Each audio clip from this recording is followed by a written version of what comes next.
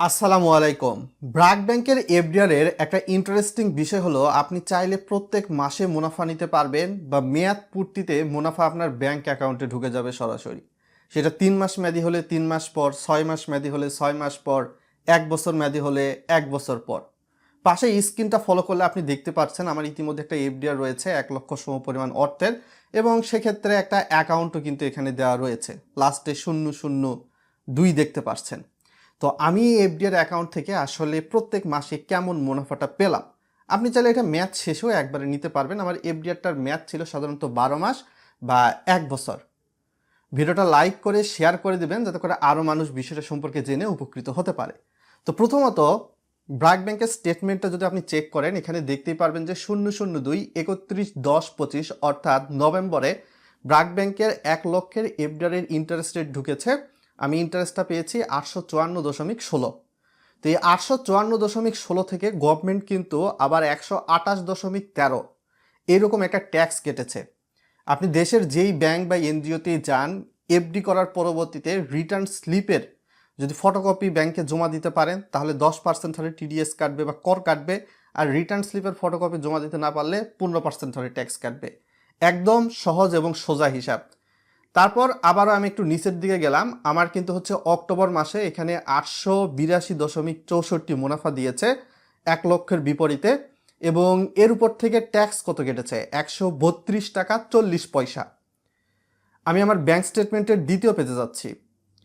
এখানে আপনারা দেখতেই পাচ্ছেন আবার সেপ্টেম্বর মাসে 854.17 1 লক্ষের বিপরীতে দিয়েছে এবং ট্যাক্স কেটেছে 128 টাকা 13 পয়সা। বুঝতে পেরেছেন?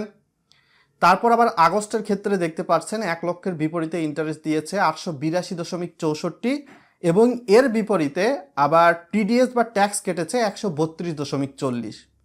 মানে প্রত্যেক মাসে আপনাকে মুনাফা দিচ্ছে এবং মুনাফা দেওয়ার পর ট্যাক্স কাটার যে বিষয়টা, এটা কিন্তু কেটে নিয়ে গিয়ে সরকারের কোষাগার বা এনবিআরে জমা দিচ্ছে। বিষয়টা কিন্তু এইভাবে, এবং প্রত্যেক মাসে কিন্তু আপনি দেখতে পাচ্ছেন মুনাফার পরিমাণটা কিন্তু সমান নয়, হালকা কিন্তু কম বেশি হচ্ছে, এবং টিডিএস কাটার যে বিষয়টা সেটাও হালকা কম বেশি হচ্ছে।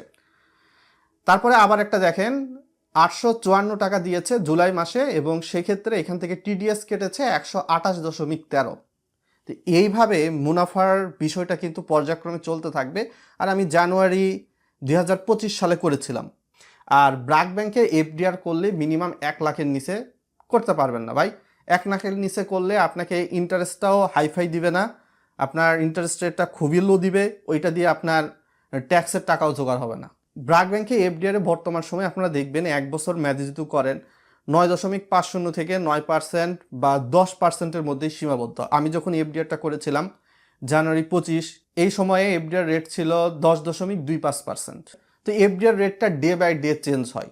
এই ডে বাই ডে চেঞ্জ হওয়ার কারণে তাদের যে মুনাফার বিষয়টা রয়েছে এটা দেখতে পেয়েছেন, কোনো মাসে দিয়েছে 185 টাকা প্রতি লাখের বিপরীতে, কোনো মাসে দিয়েছে 128 টাকা, কোনো মাসে ট্যাক্স কেটেছে 132 টাকা, কোনো মাসে ট্যাক্স কেটেছে 128 টাকা, এই বিষয়টা।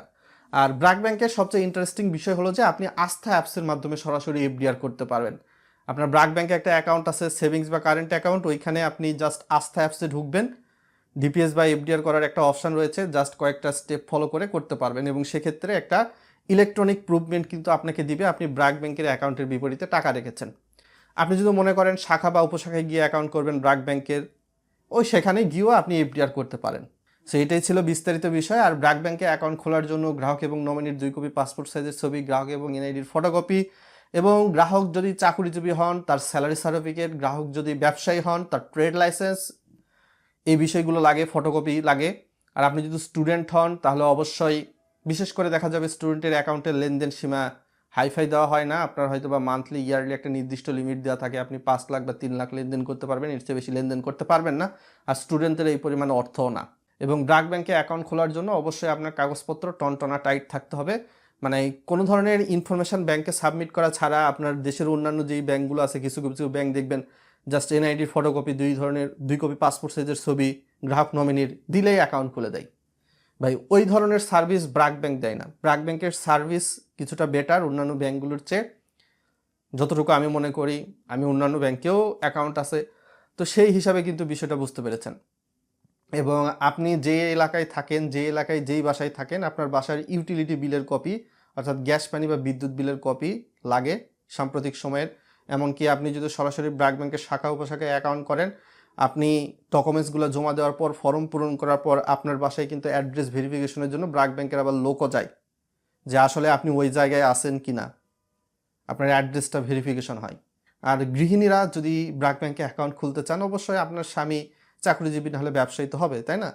তো তার যে স্যালারি সার্টিফিকেট বা ট্রেড লাইসেন্স রয়েছে এগুলাও দিতে হবে, কারণ গৃহিণীদের অনেক ক্ষেত্রে নিজস্ব কোনো আয় থাকে না ওইভাবে, বাংলাদেশের প্রেক্ষাপটে তাদের ইনকাম সোর্সের ডকুমেন্টস থাকে না, তো স্বামীর ডকুমেন্টস দিয়ে চলতে হয়।